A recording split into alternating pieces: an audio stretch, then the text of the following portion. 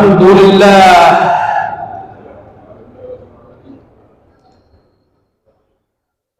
الحمد لله أرسل حبيبه ومصطفاه للإيمان مناديا وإلى الجنة داعيا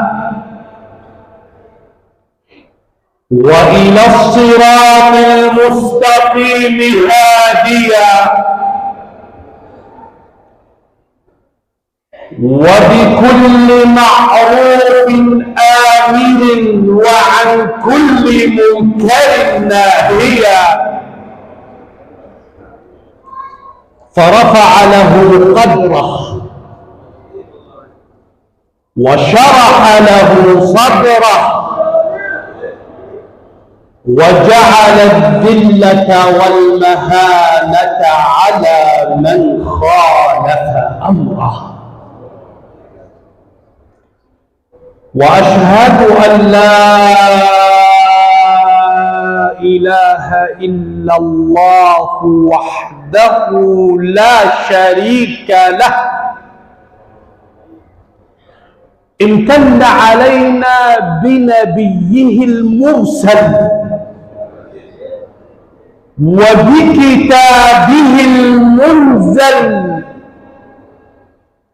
الذي لا يأتيه الباطل من بين يديه ولا من خلفه تنزيل من حكيم حميد وأشهد أن سيدنا وحبيبنا وعظيمنا وأستاذنا وقائدنا وحجتنا ونور أبصارنا وبصائرنا وتاج رؤوسنا وبهجة نفوسنا ونعاله فوق رؤوسنا وبابنا إلى الله ولا باب سواه سيدنا ومولانا محمدا رسول الله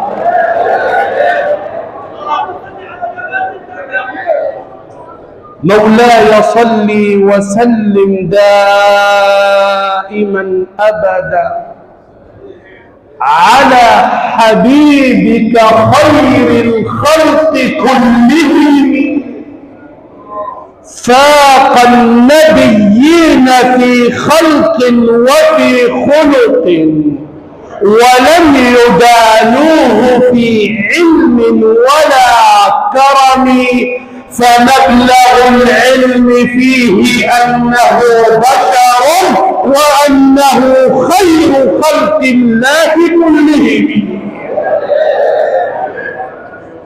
اللهم صل على سيدنا محمد صلاة تكون لنا طريقا لقربه وتأكيدا لحبه وبابا لجمعنا عليه وهدية مقبولة بين يديه وسلم اللهم كذلك أبدا وارض اللهم عن آله وصحبه السعداء واكفنا حلل الرضا والطف بنا بلطفك في القضاء أما بعد أيها الأحبة الكرام إن سيدنا رسول الله صلى الله عليه وسلم بلغ الرسالة وأدى الأمانة ونصح الأمة وكشف الله به الغمة وتركنا على المحجة البيضاء ليلها كنهارها لا يزيغ عنها إلا هالك سيدنا رسول الله بلغ الرسالة ووضع لنا طريقا وجعل لنا دليلا فقال صلوات ربي وسلامه عليه تركت فيكم ما إن تمسكتم به لن تضلوا بعدي أبدا. تركت فيكم ما إن تمسكتم به لن تضلوا بعدي أبدا، كتاب الله وسنتي، وفي رواية أخرى كتاب الله وعترتي أهل بيتي. سيدنا رسول الله ترك لنا الدليل الذي نسير به إلى الله، فجعل ربنا القرآن كتاب هداية، فقال جل وعلا: إن هذا القرآن يهدي للتي هي أقوم. إذا أردت فلاحا وإن أردت صلاحا وإن أردت نجاحا وإن أردت رباحا فعليك بالقرآن. إذا أردت تقويما للأخلاق وإذا أردت تربية للنفس وإذا أردت سموا للروح فلن تجد ذلك إلا في كتاب الله. إن هذا القرآن يهدي للتي هي أقوم. جعل الله تبارك وتعالى كتابه هداية للبشرية، جعله دليلا إليه، جعله قياما وتقويما للحياة وفوزا في الآخرة بالنجاة. إن هذا القرآن يهدي للتي هي أقوم. اسمعوا إلى قول الله تعالى وهو يقول عن كتابه: وهدى وبشرى للمسلمين. ويقول أيضا: هدى وبشرى للمؤمنين. ويقول أيضا: هدى ورحمة للمحسنين. ويقول أيضا: هدى للمتقين. ويقول أيضا: هدى وذكرى لأولي الألباب. الهداية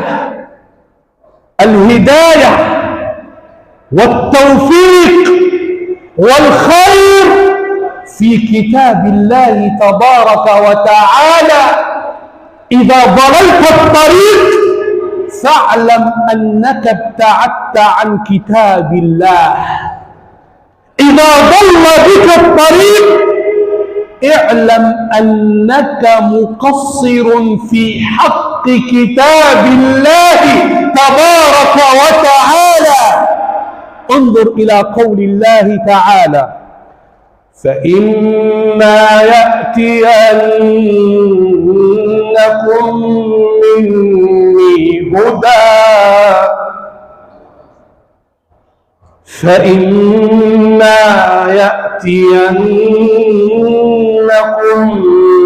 مني هدى فمن اتبع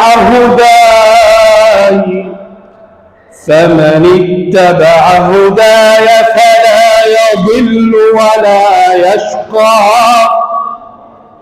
فمن اتبع هداي فلا يضل ولا يشقى. ومن أعرض عن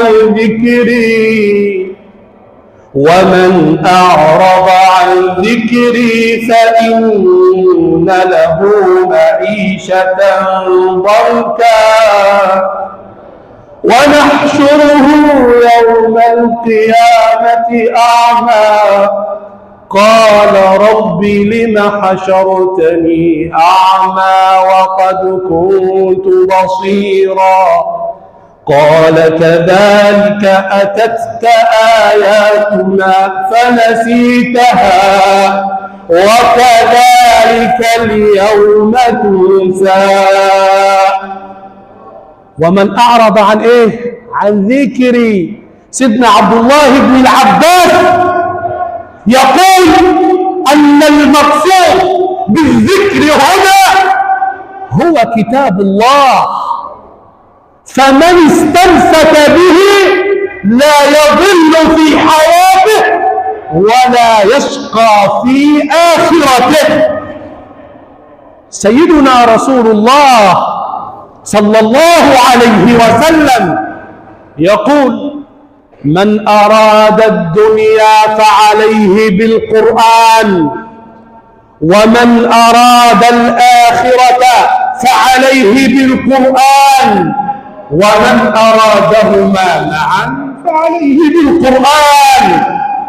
إذا أردت الخير في دنياك أو في أخراك أو هما معا فالخير كل الخير في كتاب الله. إن سيدنا أبا هريرة يقول إن البيت الذي يتلى فيه كتاب الله يحصل فيه إيه؟ اتسع بأهله وكثر خيره وحضرته الملائكة وطردت منه الشياطين. والبيت الذي لا يقرأ فيه كتاب الله ضاق بأهله وقل خيره وطردت منه الملائكة وحضرته الشياطين. سيدنا أسيد بن حضير رضي الله عنه وأرضاه يقول كنت أقرأ في ورد ليلي أو في قيام ليلي كتاب الله تبارك وتعالى، يقول فصالت الفرس وجالت، يقول فتوقفت عن القراءة، يقول ثم قرأت فصالت وجالت، يقول فتوقفت عن القراءة، يقول ثم قرأت فصالت وجالت، فخفت على ابني يحيى ثم نظرت إلى السماء كي يعرف لما تصول الفرس وتجول، يقول فرأيت ظلة فيها أمثال المصابيح، يقول فلما غدوت إلى رسول الله فقصصت عليه ما حدث قال له اقرأ ابن حضير، اقرأ ابن حضير، إنها الملائكة تنزلت لتلاوة القرآن ولو ظللت تقرأ لرآها الناس جهارا نهارا ما تستتر منهم، لرآها الناس جهارا نهارا ما تستتر منهم. بأي شيء؟ ببركة القرآن. نحن نحتاج إلى هذا، نحتاج إلى أن نقوم أنفسنا بالقرآن، نحتاج إلى أن نقوم حياتنا بالقرآن، نحتاج إلى أن نقوم قيمنا وأخلاقنا بالقرآن، نحتاج إلى أن نقيم المجتمعات بالقرآن، نحتاج أن نقيم أو نقوم شبابنا بالقرآن. إذا أردتم تقويما أي تعديلا وإصلاحا فعليكم بالقرآن، إن هذا القرآن يهدي للتي هي أقوم. فوز في الدنيا وفوز في الآخرة. الفوز بالدنيا أن تفوز بسعادتها، والفوز في الآخرة أن تفوز بالكرامة من الله. القرآن يظل مع صاحبه شافعا. لماذا؟ لأن الذي يقرأ القرآن ويعمل بما فيه يجد أن القرآن في قبره ينافح ويدافع عليه، حتى ورد في الحديث أن المرء إذا أدخل في قبره وجاءته الملائكة من قبل رأسه نافح القرآن عليه من قبل رأسه، فإذا جيء من بين يديه نافحت عنه الصدقة، فإذا جيء من قدميه نافح عنه مشيه إلى المساجد. اجعلوا القرآن ديدنكم وطريقكم، تمسكوا به، اعملوا بما فيه. البعد عن القرآن وهجر القرآن هو ما أورث في قلوبنا الغلظة والجفوة والبعد عن سيدنا رسول الله. إن سيدتنا عائشة رضوان الله عليها لما سئلت عن رسول الله: صفي لنا رسول الله، قالت: كان خلقه القرآن، كان هو القرآن. إذا أردت الاقتراب من رسول الله وأردت الفوز والنجاة اقترب من كتاب الله. إن هذا القرآن يهدي للتي هي أقوى، وفي الآخرة طريق للنجاة.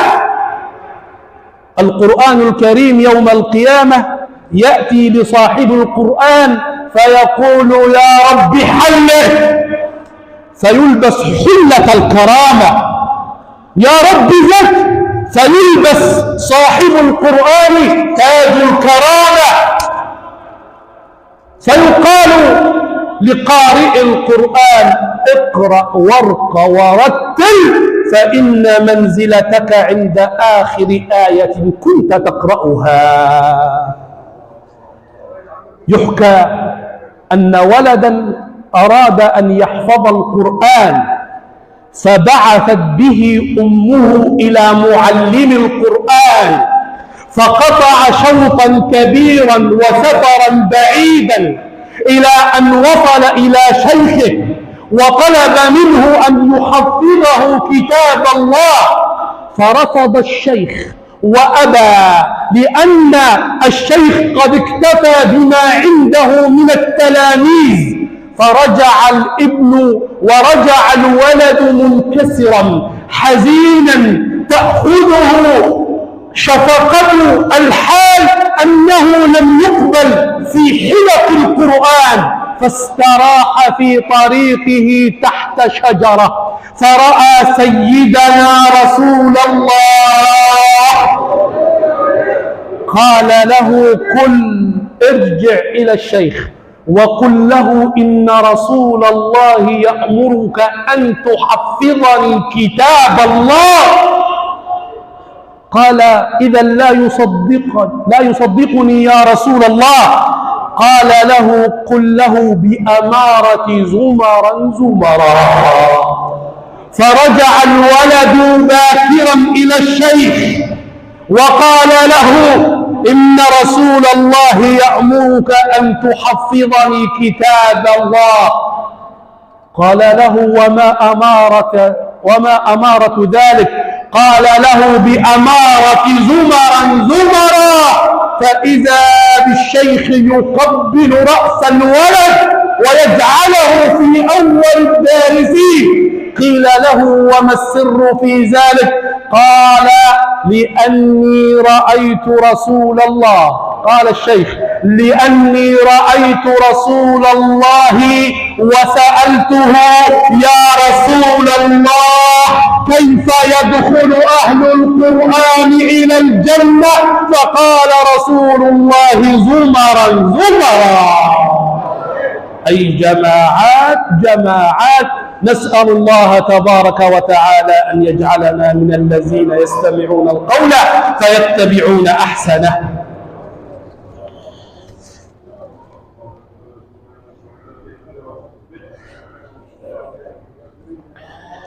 الحمد لله، وأشهد أن لا إله إلا الله،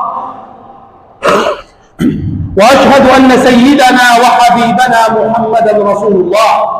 اللهم صل وسلم وبارك عليه وعلى آله وصحبه ومن والاه، وبعد.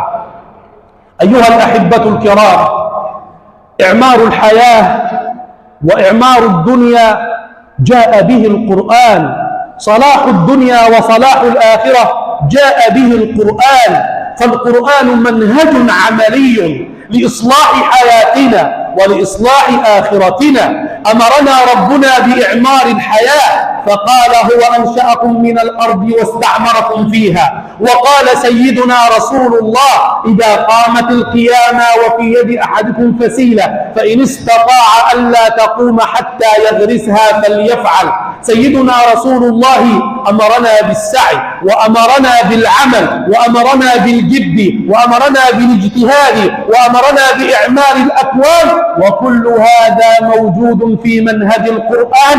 فإذا أردنا التوفيق والنجاح والفلاح والصلاح والرباح فعلينا بكتاب الله تبارك وتعالى. فاللهم يا ربنا إنا أسألك أن تجعل القرآن الكريم ربيع قلوبنا وشفاء صدورنا وذهاب همومنا وهمومنا وأحزاننا. اللهم ذكرنا منه ما نسينا وعلمنا منه ما جهلنا، ارزقنا تلاوته آناء الليل وأطراف النهار على الوجه الذي يرضيك عنا.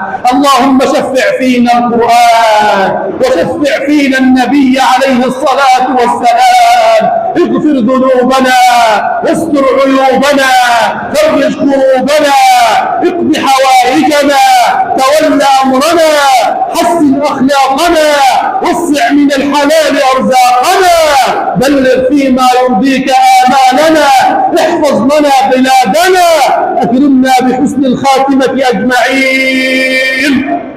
أكرمنا بحسن الخاتمة أجمعين. أكرمنا بحسن الخاتمة أجمعين.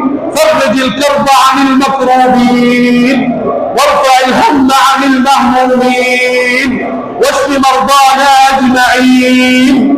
واشف مرضانا أجمعين واقض حوائج السائلين. واقض حوائج السائلين. وارض اللهم عن صاحب هذا المقام سيدي عبد الرحيم القنائي ومن حوله من الأولياء والصالحين وعن آل بيت رسول الله صلى الله عليه وسلم، وارضى عنا بذاك عنهم يا رب العالمين. وصل اللهم وبارك على سيدنا محمد وعلى آله وصحبه وسلم.